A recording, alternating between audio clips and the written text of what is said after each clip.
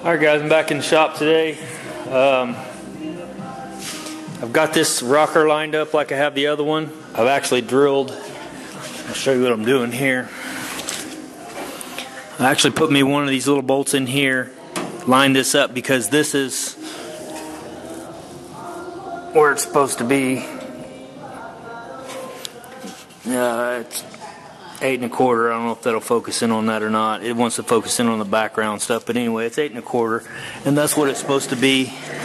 Up here it says 8 1/4. It was 8 1/8 on the other side, but that was what it was factory. So, or at least that's where when I marked it. And of course, that bar may be a little different, but whatever. So I put it back where it was. Is basically what I'm getting at. So this will fit here forever. This is the pin that I'm using to keep the back end up. I've got it measured out in front, and I got the bubble in the middle. So that should be good to go, and it's back and forth like it needs to be. So I could take this apart, get it ready. Let's take the other one apart, get it all ready, prepped and everything. So I've got another job going while I've got this going on, which is going to work out perfect because I've got epoxy and weld and some, to put these together. Well, the guy that I did the all this stuff for, you remember the epoxy, SPI epoxy stuff that I did. He has some more things that he wanted done, and he's asked me, and I'm going to do these here as well. He asked me to epoxy the insides of these, and then I'm going to weld all of this stuff down and weld these pieces here in for him. So he brought me some copper weld. I'm going to play with that. That's the SEM. I've got the other stuff, but we'll kind of play around with both of them and see how we do with it. But this will be something else I do while I'm doing those rockers. Kind of get all this stuff epoxied all at the same time.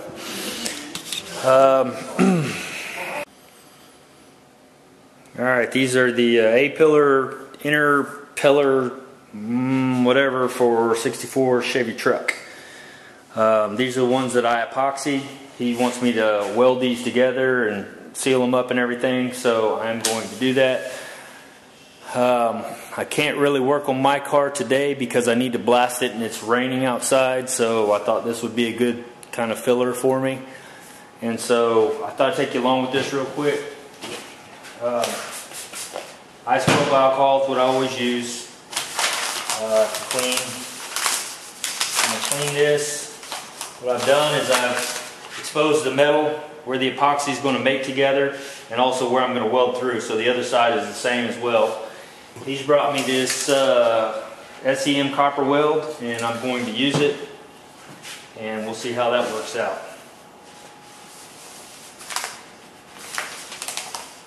So we'll do that, we'll blow it dry, and it says you've got to, hold on a sec.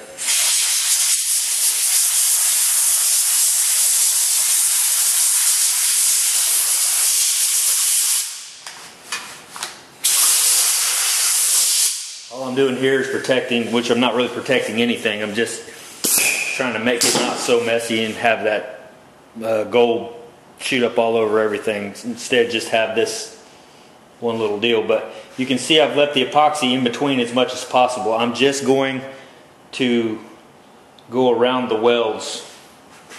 Let me double check that because I may be, yeah, that's right. So I've got to do this one. The other side is what I'll be welding to, so I don't need to put that down. This is going to go in between that panel there and this panel here, so I'll have to do the same thing to these in here and then shoot me some weld through primer so it basically squeezes together. So that's what I'm doing right now. So I'll bring you back when I get this done. I got to shake this can for a minute. Alright, got this all prepped up. See, I put this, what this is he brought this over, SEM copper weld through. And so all I did was knock back around, and you might be able to see that where I ground around and left just sprayed over the epoxy on the rest of it. So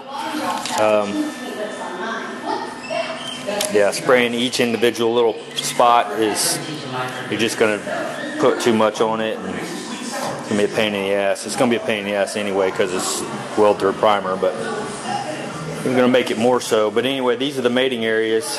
I'll flip that over and make those together as soon as this kicks off good. And here's all these little pieces. This little piece here, I've already welded that one on there. Let me tell you, that was a pain in the ass. And I'm going to guess that that's 22 gauge steel, or maybe even thinner. It's super freaking thin. All that does is hold that little backer for your door bolts to go through. But man, those are freaking tiny. I mean, that's just so thin. The rest of this won't be as bad, but man, that was a pain in the ass. So, but yeah, that's what we got for now. So yeah, see ya. Alright guys, so I'm getting this welded up, and I just figured, hell, I'll show you guys how I weld up a hole. Not the right way, but this is the way I do it.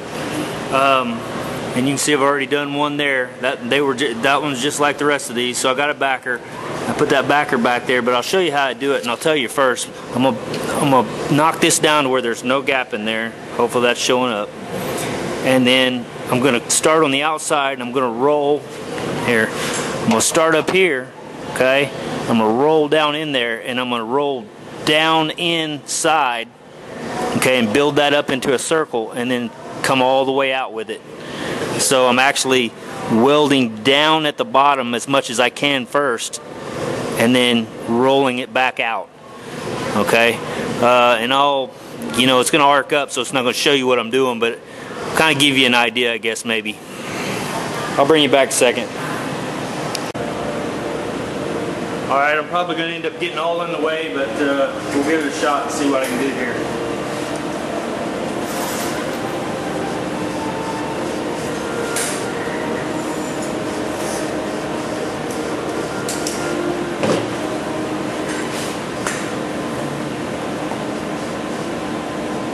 Alright, I'm going to go down inside there and roll myself back out. Actually, I'm going from the top in, but I'm going to drop in and then go in. Down.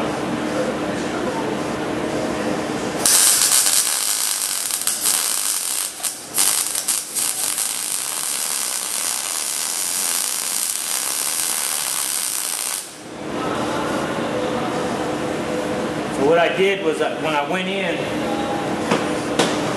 like I said, this may not be the right way to do it, but let me show you what it will look like here. So I started on the top side. Let's see, how can I do this where you can see it? So I started on the top side and went down in, and then as I got down in there, I pretty much just worked it up and down, okay? To where it climbed up and down the metal basically to tie the two together. It's not, at least in this one, it's not just a circle. I'm actually trying to get those two pieces of metal to actually melt together. So I need to get down in that hole to get it to liquefy, basically. And so I'm having to kind of work it. I don't know what you would even call that. I'm not a welder, so I mean, I don't know the exact terminology for what that is. And it may not even be the right way, but I know that it works for me. So, just kind of throwing that out there. I figured I'd show you that. Let's do another one real quick. I'm going to have to move this. I'll probably let that cool down a little bit.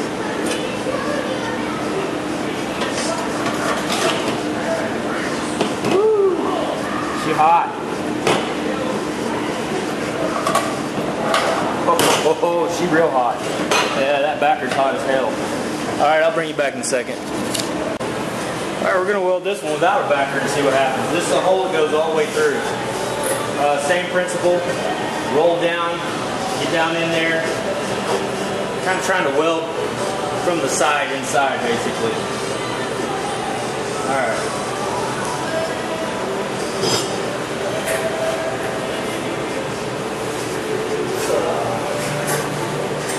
Flip my wire.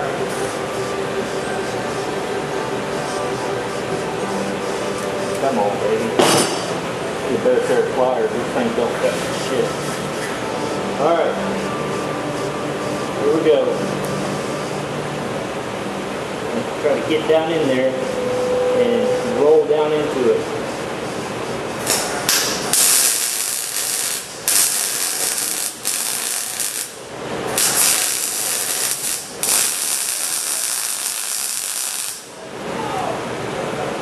There you go.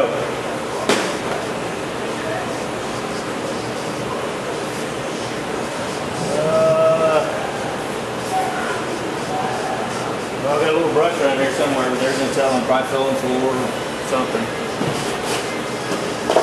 There it is.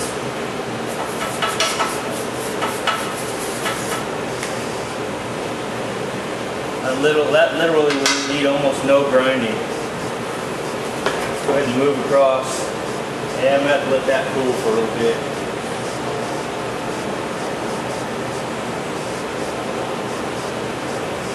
Show you the back side of that though, see what it looks like.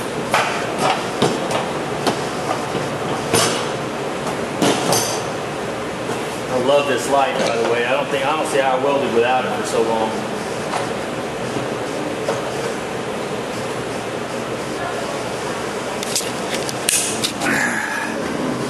Alright, back out, baby. There it goes. Anyway, you can see it filled all the way in. Shit. Minus a little wire that's sticking through where I missed it when I first initially went in. But yeah, I'll do the same to these. So, yeah, same up there. That was a complete hole. Come on, man. Anyway, having the focus issues still. But yeah, I'm gonna go ahead and hit these and see how they go. Alright, there's the penetration coming through. If that'll focus in, you know how that works. You can see here. You see where it's coming through. Same up here. You got little beads coming through, or it's completely melted the epoxy completely off. Those are done. Those are done. These are the back sides that I already grinded down of this little guy right here. That's a little latch, or I forgot what they call what that's for, but something. Beads there. I had quite a few, and welding from the inside was tough. Had I been able to weld everything from the outside, it'd been different, but I had to get down inside of here from the inside because that's the way it was pulled apart. So I didn't really have a choice on that, which, you know, if you can weld from the outside, that's always preferable. So just remember, when you're trying to save a part, try to keep it solid. Don't weld through it if you can keep from it, because you're probably going to use that to weld too. Otherwise you're welding inside of something, which is not fun. What else? Oh, this little guy right here, it's a pinhole that was in there from rust.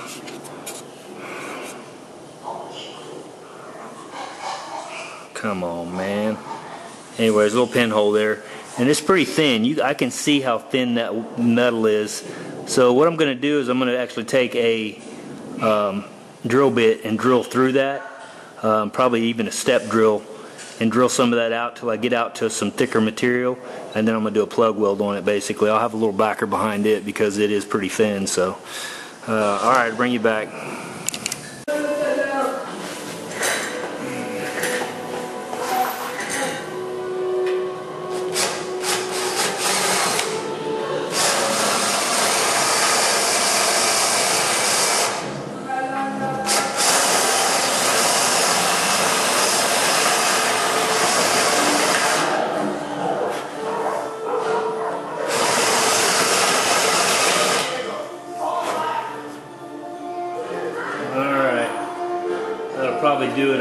this epoxy shit out from out on the outside of that. Where's my stuff? Yeah, Russ. Haven't got to use this yet, but I'm excited about it. It looks like it's going to work real good. There's my little. It's amazing what I can't find. This works good for this little stuff like that.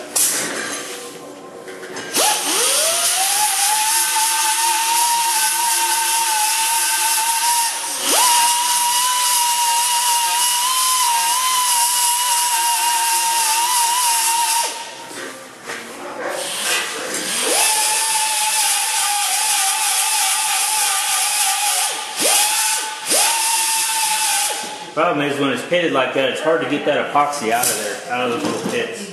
I had it to do over again for like this. I don't think I would epoxy the whole thing. I would probably tape off what I don't want to epoxy, that way it's bare metal, and then you come back and spray weld through over it, and then set it aside until whenever, because it's just too hard to get that stuff out of those pits, and I didn't really realize that when I did this to begin with. Alright.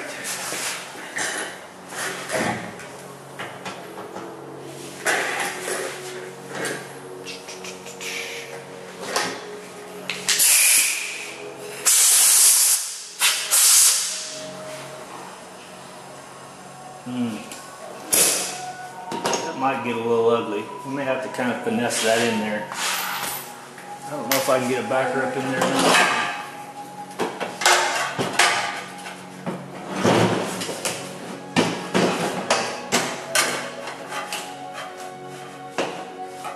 Oh no, I can't. I sure can't. Alright, well, I should have welded that first, because I've got that panel back there now. So,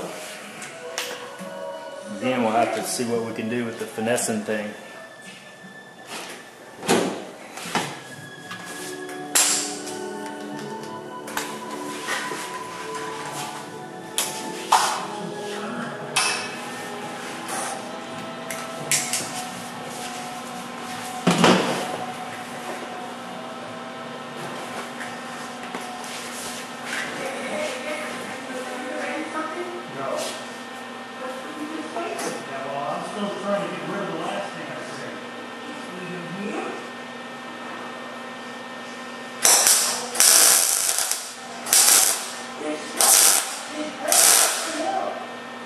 Yeah, she got ugly. She flat got ugly.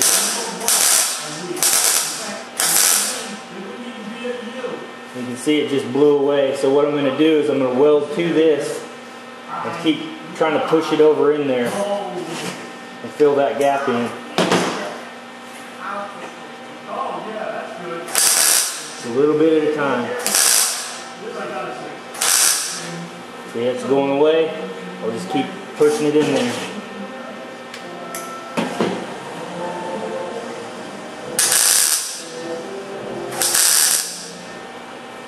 Alright, there she's gone.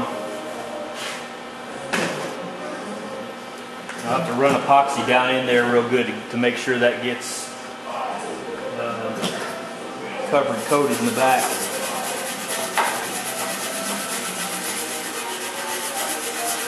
We'll just grind that thing off there. Let's try this little wheel here. Better wet the last. It's a little hot. I better wait. Anyway, that may be it for today. I've got a few more welds on this. I got to do this one here and a couple others, but it's time for baby girl to eat and well, to me to eat. So, all right, guys, we'll talk to you later.